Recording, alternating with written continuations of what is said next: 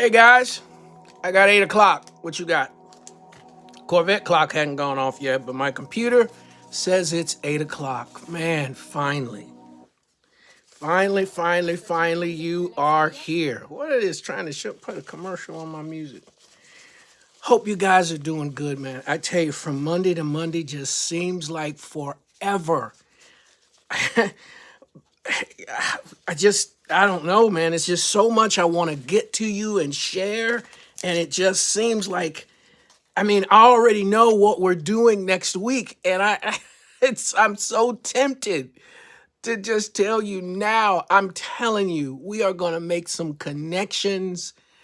I hope you've watched every video in this series. I hope you've watched some of the other videos. Man, I tell you, it's just so much good information, and reinforcing it in my own mind has blessed me. And I'm just so excited all the time. I just really am, as it pertains to this topic, man. And I want you to be the absolute smartest person in the room. Man, it's just so much.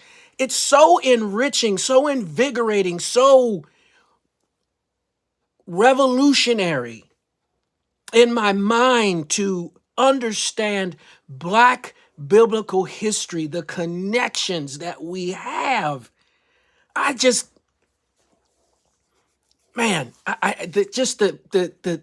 desire, the urge. There's the Corvette clock. Speaking of Corvette, I got something to show you. Man, the urge for you guys to learn this stuff and for it to spread. You share it with other people. Share what you know, or conversation comes up about what color is Jesus, and you can speak to it with clarity and understanding and evidence behind it. I'm sorry. I'm just so fired up. I'm so excited because, man, I was looking at some stuff today, preparing for you, and I made sure I'm disciplined tonight. I got one particular thing I'm going to show you. I'll save the rest. I'm thinking we're concluding with the Jesus part of this next week. Some stuff in scripture I want to show you, some things I want to remind you of that we've talked about, some fresh things. I want to talk to you about the result of what has happened in stealing Jesus's color. And I want to show you a pattern. You get a taste of it at the end of this session tonight. You'll get a taste of it. But I really want you to get this.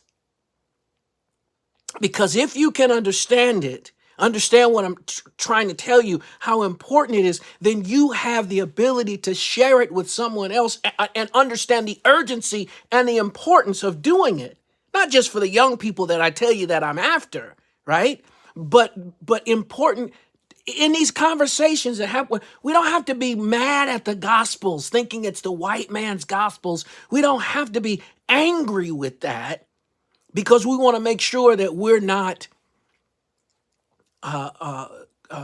submitting to our former enslavers and a society that still has a lot of racism in it. No, but we can embrace what was ours first. Belongs to everybody, but people that looked like me. The Bible is Black history. The Bible is Black history. And next week, since I pulled that up, next week I'm going to just pound you with sources, man. Stuff where these books are in this studio. There are books I got to go buy. I'll show you probably some pictures to make it. But you understand? This I'm going to take this from my head to yours. What else do I have around here to show you real quick? All of these various books, man, they're right here. And I'm going to show you what I've been looking at, what I've been reading. Look, I'm on this now. Let me just keep going, right? Bibles and books that bring this information out. And other than 2 of these, they weren't even on the list of what I'm showing you. I'm going to show you resources. I promised you that. I'm going to show you resources. I'm sorry, I started off so fired up. I apologize, guys. Let me do my regular thing, okay? You are welcome. I am your host, and I'm glad to be with you, okay? Let me wet my whistle. Making you the smartest person in the room is my absolute goal. All right? It is my absolute goal. All right.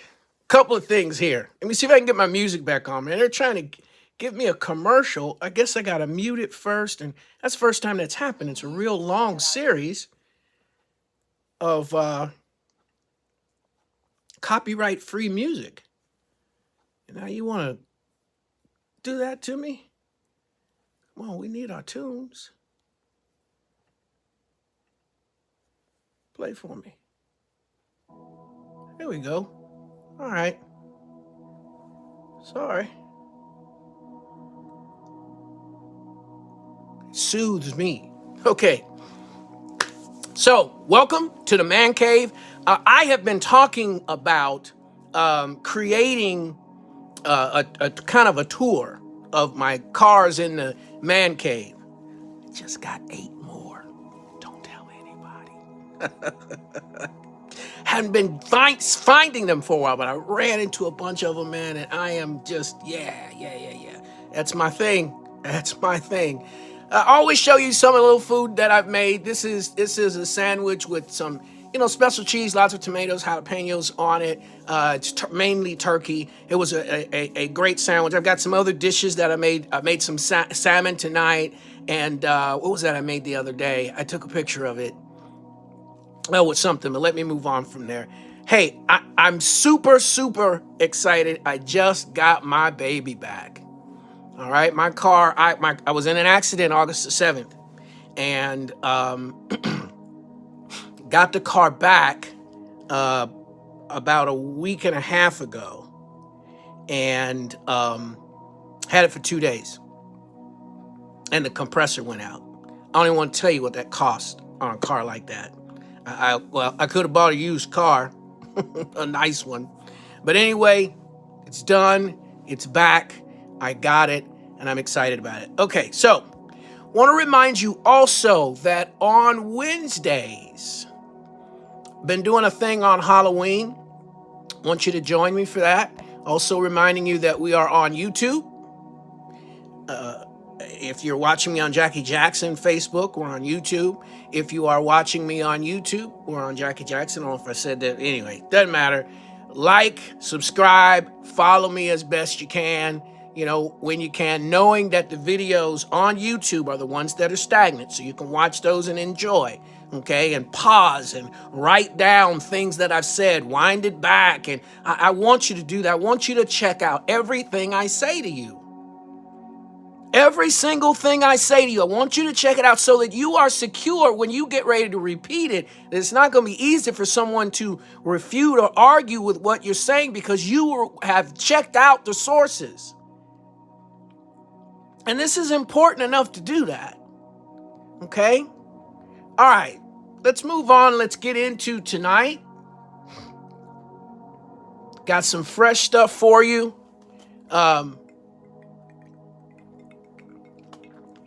If you've been watching, you know what adult story time means. I mean, this is, if you're over 18, I hope you're watching. But this is not for the little kids, and it's certainly not for the faint of heart. As I've discussed with you many times in the past, and believe me, I am going to continue. This is my crusade. My doctoral dissertation is on this topic. What effect will it have on young black men and women if they find themselves, now my research specifically is with young men 14 to 25 years old, what happens to them if they can find themselves in Scripture? Does that help with them rejecting it?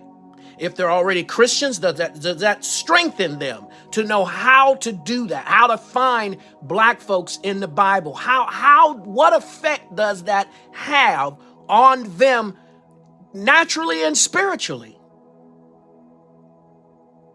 What does that do to their psyche to understand that the God of heaven, the God of the universe, the God that created everything included them, and they were there in the beginning?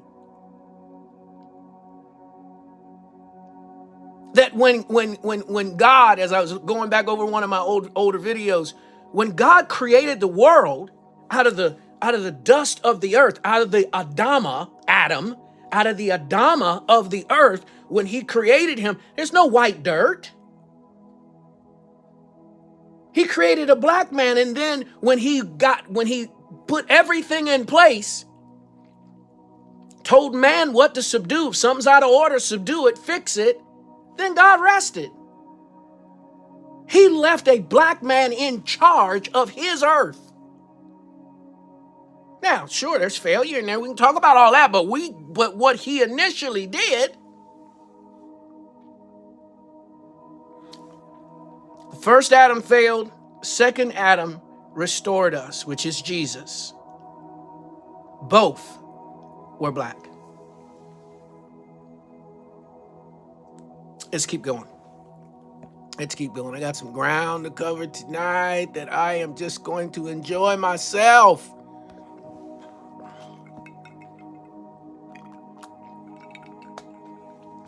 That's what this picture should have originally looked like. That's what all the portraits and pictures, some do, should look like this. Some of them do. Should look like that. That Mary and Joseph were black people. On the ceiling of the Sistine Chapel, Jacob is rendered that way as a black man. Right? So it's very important to, we have to write these stories.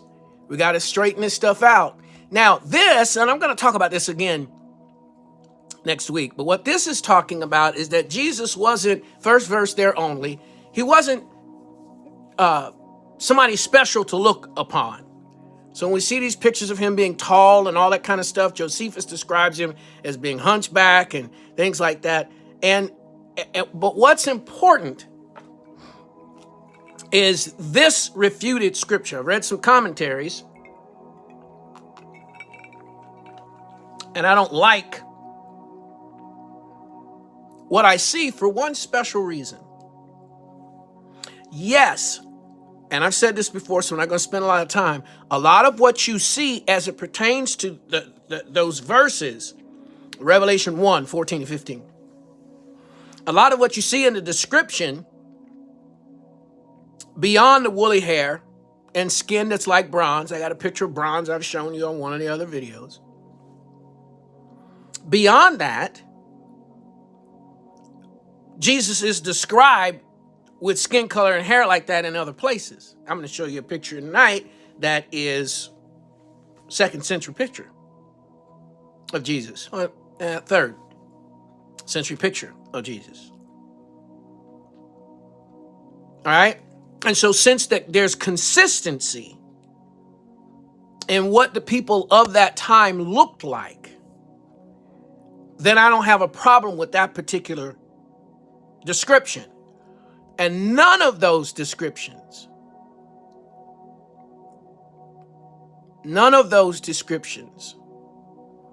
have him looking. Whoop, I just did something screwy. I don't know what that is. Let me see if I can make this start over. I apologize.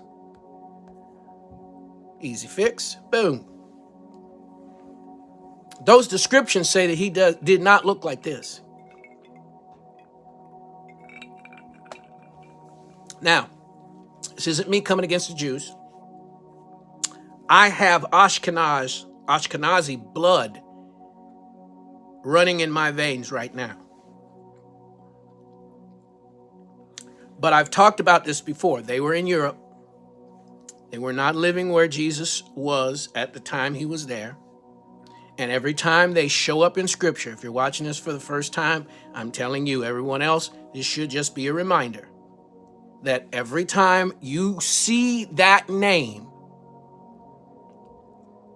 okay, Japheth, one of Noah's sons, who was black, had Gomer.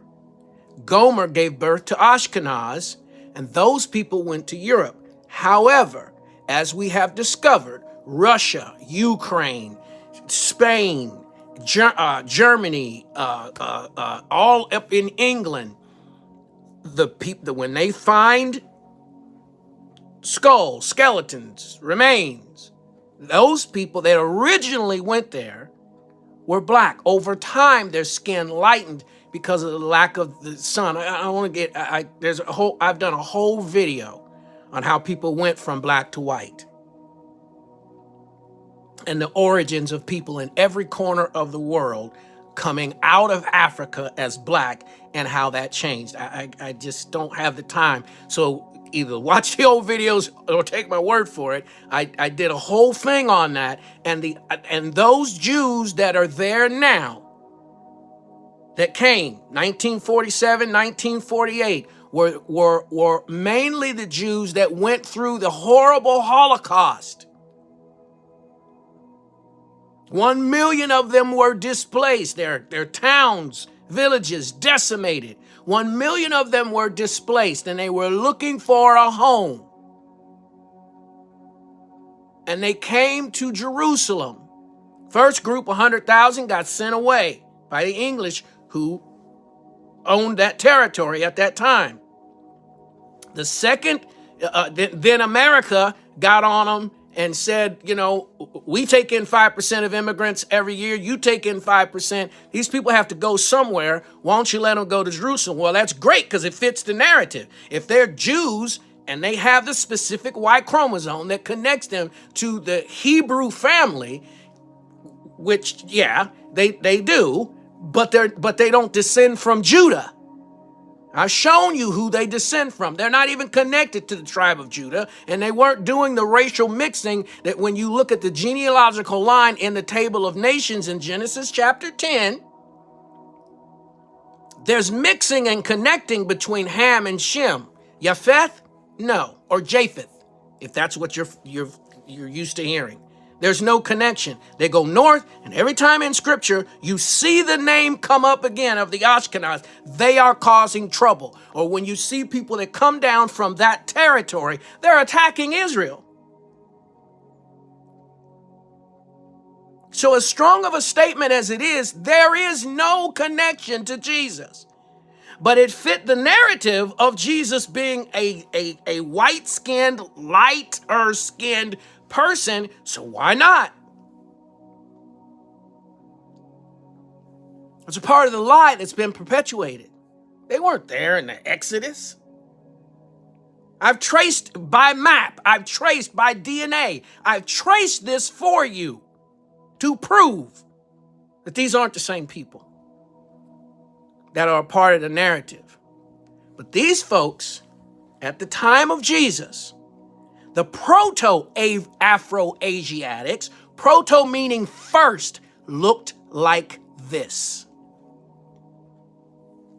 Now, this is all recap. I'm going a little long with it, but we're just about to get to some fresh stuff. But I've had to hear this more than once. You need to hear it more than once.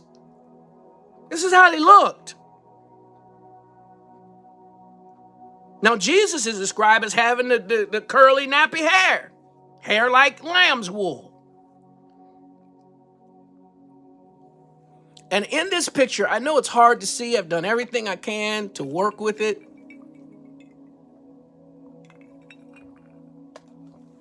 But experts looking at this picture say, this is Jesus. It's found in the catacombs, the Roman catacombs. This is Jesus. And his hair is curly or nappy. What we must grasp is the word race did not exist until slavery. People wanted to know your ethnos. What ethnic group are you from? It had nothing to do with your skin color. Are you from Italy? You might be from Italy with dark skin. They founded it. Did that in another video, but I'm going to do even more as we move into those eras. I'm going to show you Greece, Rome, founded by black people. Man, there's been so many hoax and lies, and I've got the evidence. Science and the Bible agree. It's not me getting up on a soapbox just trying to make everybody black. I'm just going to tell you the truth.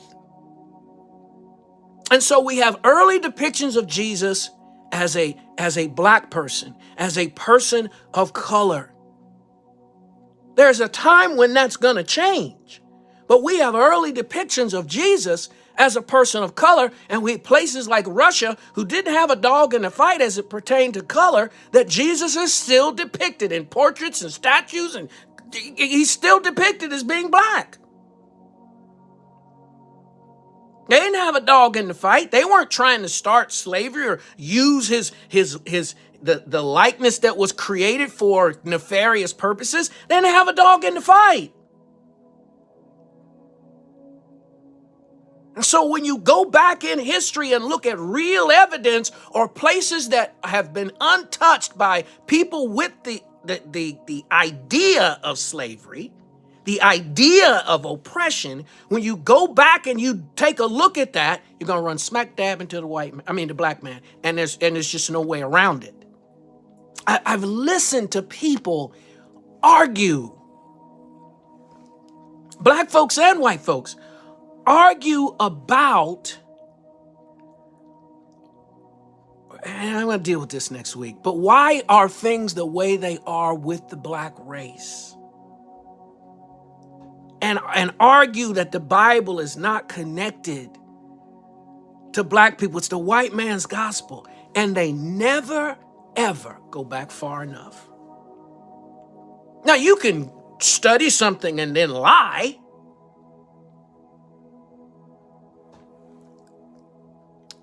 But when you look at the evidence of people that were there, around there at that time, the only thing you can do is try to refute what the man wrote. Because he's writing at the time of the disciples. Nothing had been removed from the name of Cush. He's telling you at the time of Jesus, those people had Ham's black skin. He didn't have a reason to, wasn't no black-white thing going on. He's just making a description of the people. But understanding the table of nations and how that works, if you understand what I've been showing you, Genesis chapter 10, verses 6 through 20 is describing black folks. And in Shem's line, you find black folks. And the idea of it is that this man is just simply telling you their ethnos. They weren't dealing with color, but based on what he says and understanding Genesis 10 and its description of black nations, he's talking about black people. I read something once before, I'm going to read it again next week, where he describes Jesus. Don't know all of where he got his information, but at the time of his rendering, those people are still there. He's saying just like they were, and it's one of the things that he said, just like they were black at Jesus' time, he wasn't even talking about what color Jesus was. He said just like they were black at Jesus' time, they're still that way now. That's all he was trying to say. But speaking of now, thank you, Young Turks. There are people in Bethlehem today, and we're not always going by today. There's DNA evidence that we do use to see how much African blood people have in modern times. But what I'm saying is, that's not even what we're going by. But it does still exist to an extent. And if they tested these folks just like they tested folks in Libya, people in Libya may look lighter now, but when they do DNA testing on them, they find African blood every single time. In a mass study, they'll find African blood in most of these people, and I think the number is about 8%. 8% of the population has African blood. The term Middle East was made up by a racist to separate Africa from other territories that were further north. You know what? I'm sorry. It's hard to not just go there, right? Because I want to make sure, beloved, that you get all of this. So let's talk about where the problems come in. Leonardo da Vinci. Now, I just recently heard a black scholar that I truly, truly respect.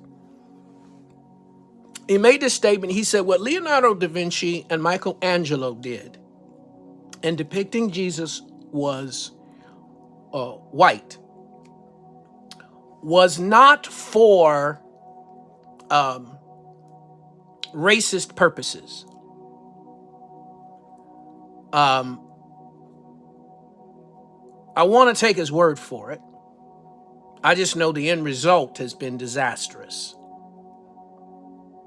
But what he was saying was they were just depicting him as the people that lived around their time, but they weren't trying to deny his origin. I mean, nobody has a picture to actually go by, to say exactly what Jesus looked like. And we may not even have an issue with some pictures of Jesus as black and some as white if somebody hadn't used it for evil.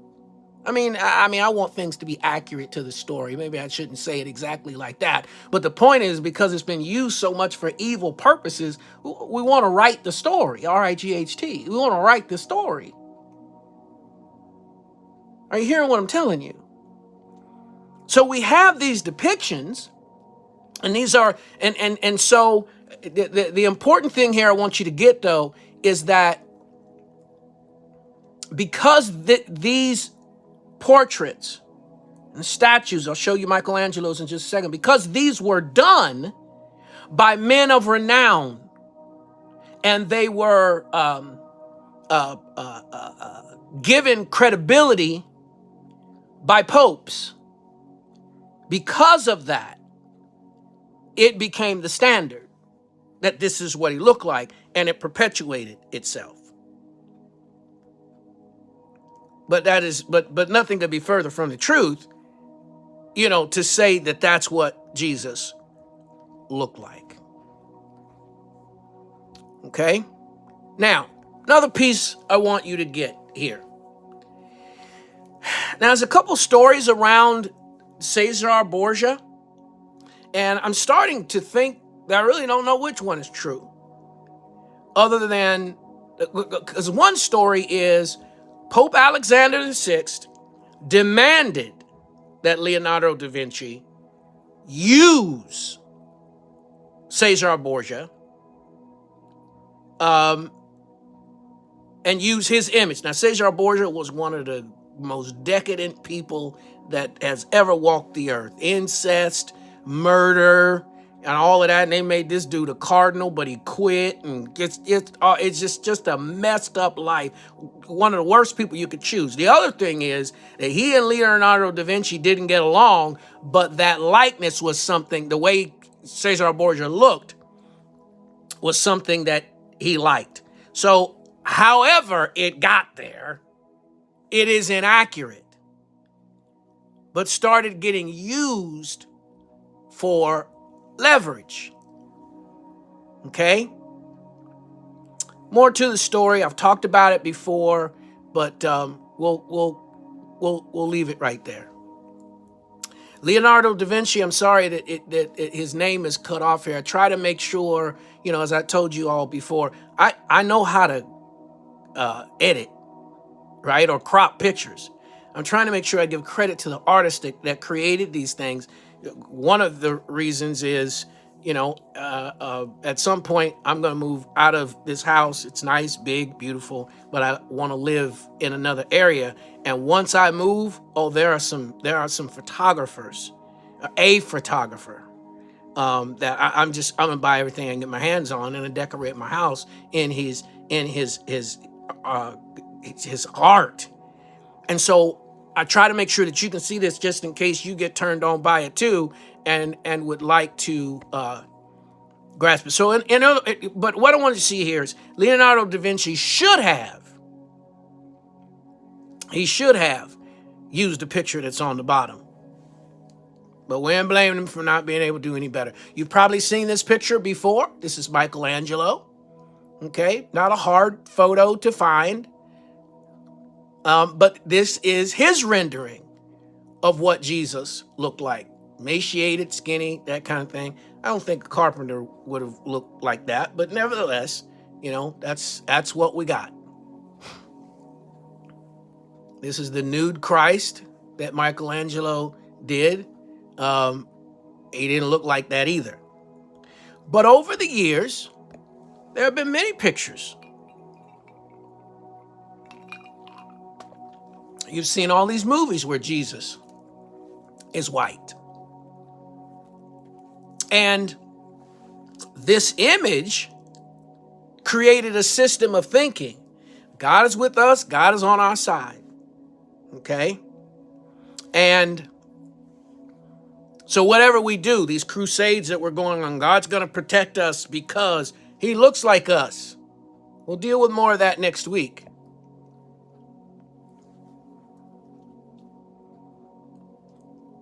This is, I can't get into the detail. It was found, discovered of Jesus as a black man. Just wanted you to know this wasn't made yesterday.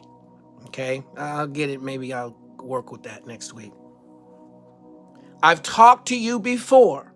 The Ashkenaz Jews are explained, no connection to Jesus, no direct line from them to Jesus. That you don't have to step outside of the Bible to prove it, but there are other extra biblical sources that will prove there's no connection. But these folks not only have the specific Y chromosome, but they can be traced back to the Levitical priesthood. Book of Levi, right? Levitical priest, their bloodline takes them back to the Levitical priesthood. And they're not the only ones, but the Lemba tribe, look it up, Lemba, the Lemba tribe exists today. That's not old DNA evidence.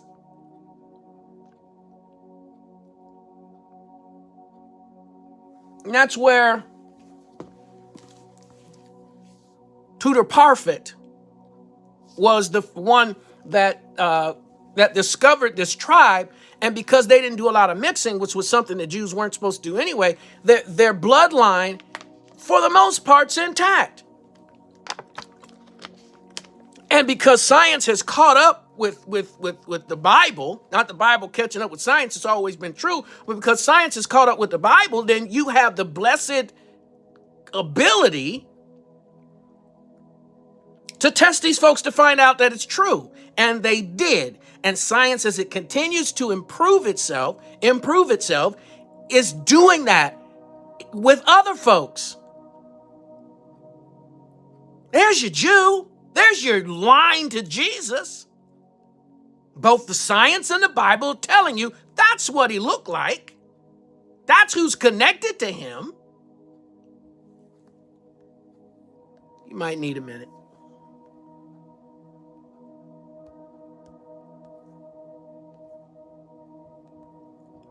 You might need a minute.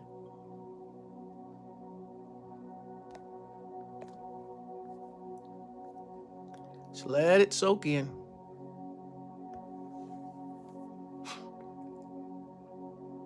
Warner Salmon. The picture that is on the left. 2 billion programs, fans, all kinds of other things have been taken from this painting that he did in 1948.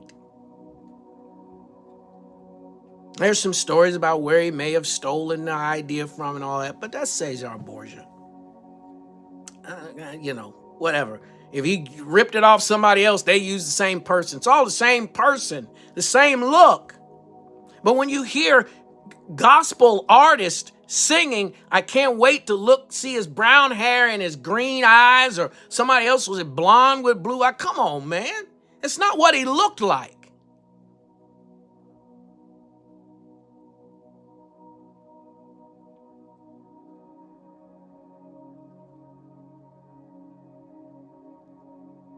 It looked like my favorite photographer's picture on the right. That's what it looked like.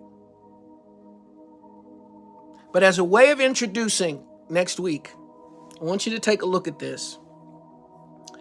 And, well, we'll talk about it on the other side just a little bit. Just because it makes you feel uncomfortable doesn't mean it has to change. You know, I mean, Jesus was a white man too, but you know, it's like he was a historical figure. I mean, that's a verifiable fact, as is Santa. I just want the kids watching to know that. Yes. But my point is, how do you just revise it, you know, in the middle of the legacy of the story and change Santa from white to black? Yeah, I mean, you can't. You know, you can't take facts and then try to change them to fit some sort of a political agenda or a sensitivity agenda.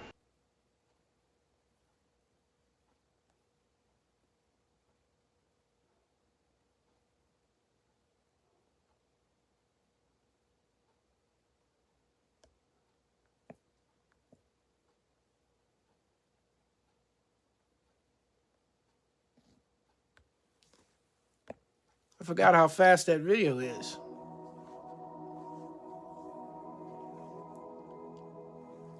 Some 70% of young black men and women are leaving the church. If we haven't felt the effects of it yet, it's coming.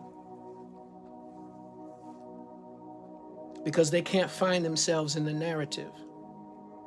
And they can't defend it because they have people telling them that they're not in there and nobody's ever shown them. So they're walking away from the church. I'm not talking about people that were never in church. That's horrible.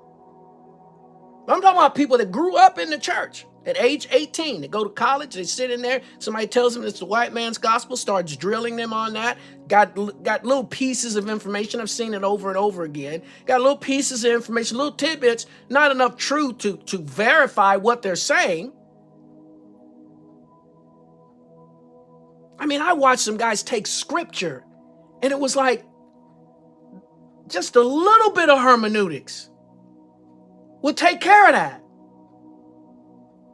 And I purposely look at arguments, and I'm doing it more and more, so I can bring this information to you, put in my time so I can bring this information to you so that you already know what the truth is when you hear the lie. We have to. We have to be secure. The days are gone when people just go to church because they're in the neighborhood and that's what you do as a part of your culture. Those days are gone. Those days are gone. People want you to give me some evidence that this is the real thing, not just because grandma brought me to church. Tell me why. Help me defend it. So I'm not standing there stuck on stupid when somebody tells me that Christianity is a white man's religion. I know that Jesus is black. I can prove that he's black, both through the Bible and through science. I have the ability to do that. So these kids don't go to hell.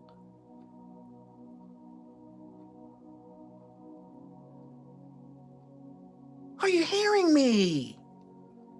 Are you hearing me?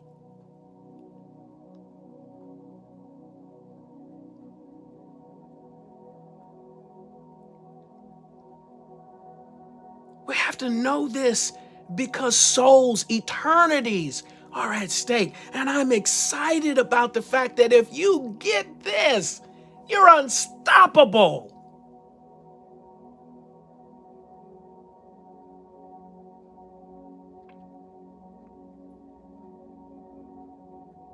And knowing this, which I'll say next week,